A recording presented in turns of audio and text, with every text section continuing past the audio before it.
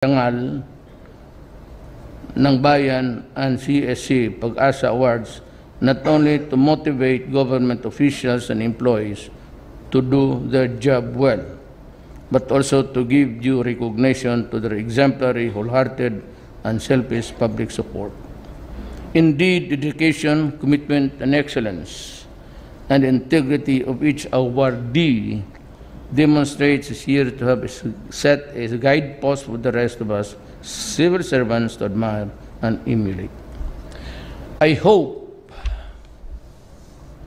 ulitin ko ma'am, maraming bakante talaga to in the coming months. Kung pwede sila mag-transfer. Kasi yung may matanggal talaga, maraming matanggal. Totoo kasi. Mag-transfer sila ng service kasi si Jagger, maraming bakante. Sabi ko, ilagay mo yung next in command, the deputy or the assistant chief. Pagka wala, sabihin mo, maghanap tayo sa listahan ng civil service.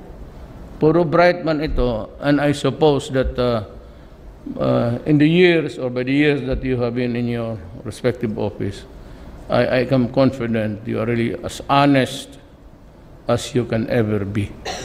So, pagka nagbakante ito, kung marami yan sa customs, pati sa itong coconut board, ano mo ba yan? That's, hindi ko ibigay yan sa tao, mawala yan.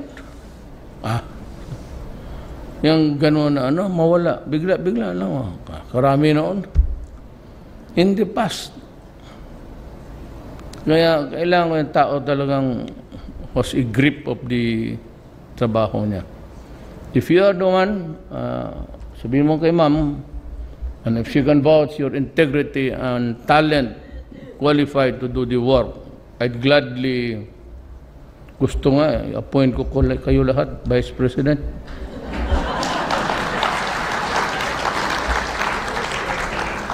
Hindi naman nagbabasa ng libro. Sabi ko nga ito, that you can accept gifts. Si Lacson, Sir Duterte, I can forgive him because he's not a lawyer. I quoted the very words, anti-graft and corrupt practices. There is an exception there. Nominal. I use the word nominal. Out of gratitude. Anong Pilipino gano'n? Hindi naman ako basta ng bunganga. Tapos si Lene talaga kasi illegal and unconstitutional.